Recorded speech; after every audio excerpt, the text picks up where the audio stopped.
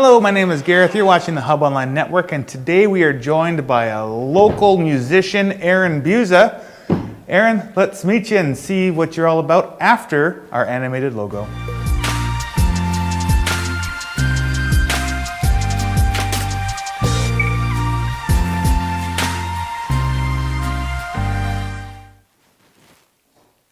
Awesome. All right, Aaron, so tell us a little bit about yourself.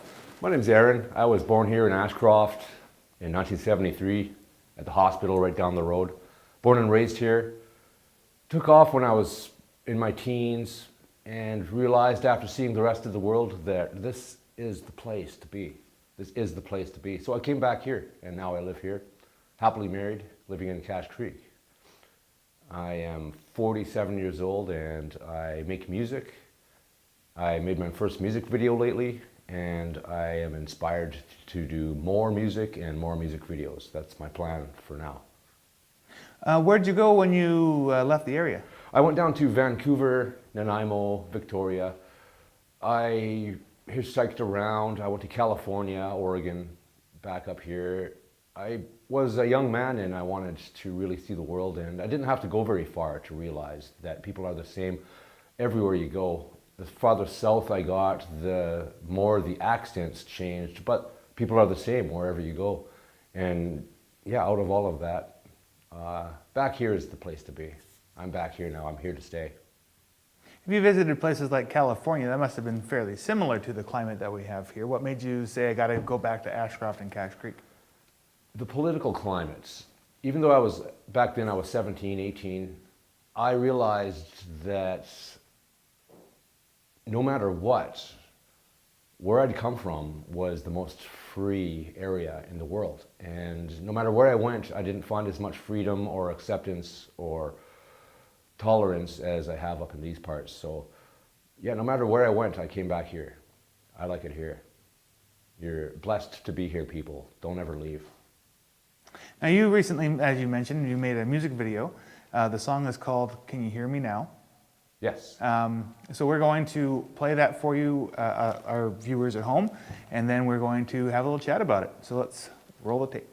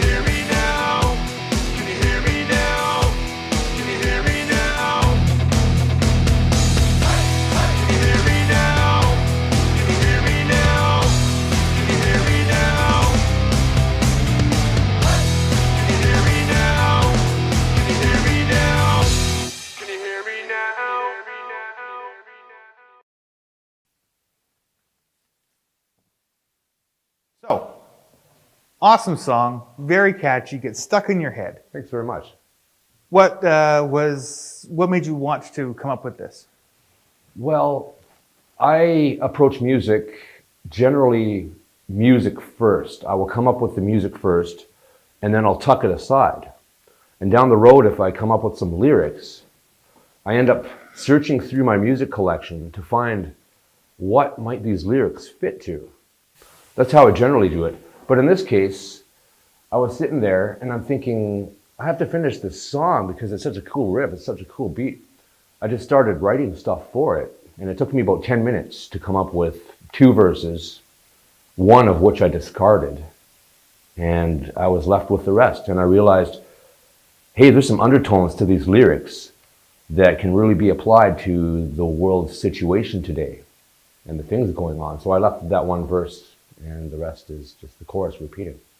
So the song tackles things like gun control, vaccines, microchips, and chemtrails. Yes. How does that affect you personally or affect our area, do you think?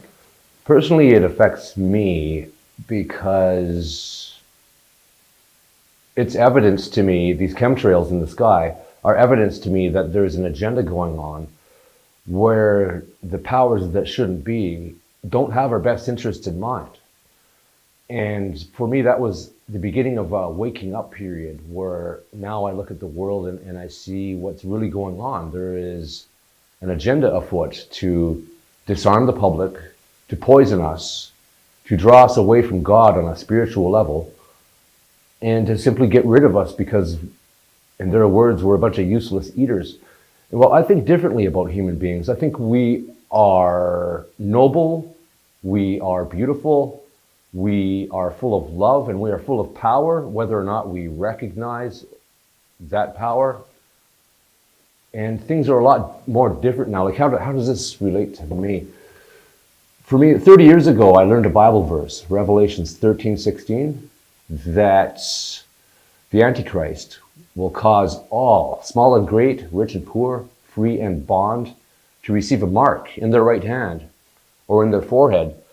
And that was 30 years ago. I was shown that Bible verse, that prophecy, and I look around now and it is coming to pass. There is a microchip now that people are putting in their hands, and they're paying for items with it, and it exactly matches the prophecy. And the rest is just part of the mechanism, in my opinion, that is bringing this about, this New World Order system, this Antichrist beast system with the mark of the beast at the center of it all. And for me, that's where it personally really strikes home, is when you actually see disarmament going on, when you see governments trying to take away the rights of the people to defend their person, their families, and their possessions, there's something wrong. And that's why I put those lines down as I did in such a way. Fair enough. Yeah. Now, a little birdie told me that this song actually made it to a Subway Hot Fresh track on the radio. Yes, on a whim, I contacted 98.3 CIFM. We get it out here at 95.3. And I told them, I got this song and I want all those people down there in the valley to hear my song. And I think it was comical to them. They invited me out. They said, come drop it off. And we went out there to the radio station. I dropped the song off, my CD. And they decided to play it for a week and put it on this weird contest thing with Big Wreck and some other band I've never heard of. And it got all sorts of attention, and I was absolutely stoked. I was absolutely excited about it. It was awesome. Oh, there you go. Yeah. How long ago did you write this thing? The music I wrote sometime, I think in 2018, and the lyrics for it I came up with last year. Okay. Yeah, I was inspired. I bought a couple pieces for my studio and had to do something. Oh, So yeah. that was it. And there's a lot of drone work in this video. So how'd you manage to do that? Do you have a drone yourself, or? No, that's thanks to St. Nick Media. He's a friend of mine who has one of those really small drones. You can get them, I think they're 249 grams, and they're just under that limit where you need a license. And the video quality on these things are amazing, and they almost fit in your pocket. And he used that and his expertise maneuvering the thing to get those drone shots. And he did a really good job, and I'm really thankful to St. Nick Media for his work. Did he edit the video as well, or did Yes. you do all that? Yes, he did. Okay. He took his time, and although I think he could have done a little more, I mean, you know, everyone can always do a little more. It turned out really well, and I'm really happy with the final product. Thanks very much, Nick. Which of the topics that you talk about in the video do you feel is the most pressing?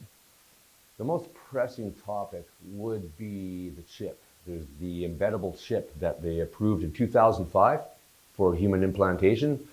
I strongly believe this is the mark of the beast as described in scriptural prophecy that's coming upon the world. It also signals the 7-year tribulation period is almost upon us. Now, people that don't know the Bible, there's a part of it that talks about a 7-year period where there's 3.5 years of peace and then 3.5 years of utter chaos and devastation on the planet caused by government, caused by man. And the mark of the beast is prophesied to happen somewhere in this range. I'm presuming in the first part, in the first 3.5 years.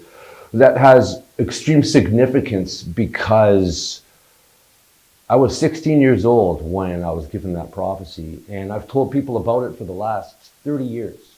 30 years I've told people about this, and that's the reason the chorus line is a question, can you hear me now? Because for the last 30 years, people have looked at me sideways, you know, they've been, get away from me, I don't want to hear that, I don't want to hear that, that sounds crazy, that sounds ridiculous. But now, I can throw my shoulders back and I can hold my head up high and know that I'm not crazy, that these people that thought I was crazy for the last 30 years are absolutely wrong, and they see the same things as what I see now, and I'm not crazy anymore, and that's a really satisfying feeling. Because for a while I was wondering, but now I know it's coming to light and it's all coming true, and we are going to see these days. And I would caution each and every one of you to take a look around and see these things going on. To take a step back and look at these things from a larger perspective and notice these things because they're happening. With the recent gun ban in Canada, do you feel like that's a significant step towards all of that then? I do, and even though I'm not a gun fan, I do understand people's rights to have them, that they're a necessary part of human life, as in not just for hunting and for human food, but also for protection.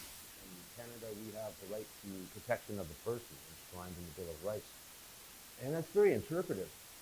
I don't see that as just being, you know, you're able to apply reasonable force.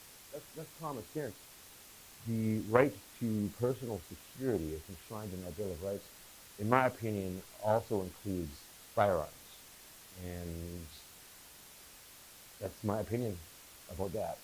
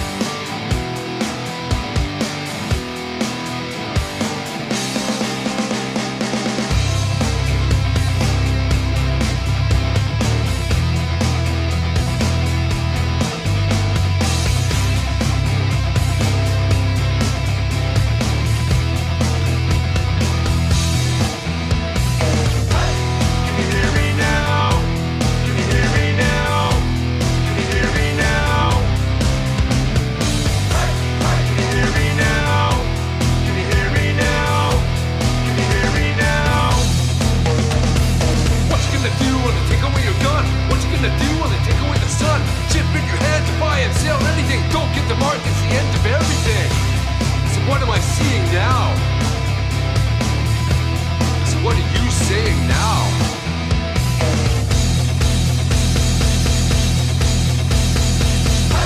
Can you hear me now? Can you hear me now? Can you hear me now? Can you hear me now? Can you hear me now? Can you hear me now? What you gonna do? What you gonna do? When they take away your gun, take away your gun, take away your gun. What you gonna do when they take away the sun? What you gonna do when they take away the sun? What you gonna? Come on!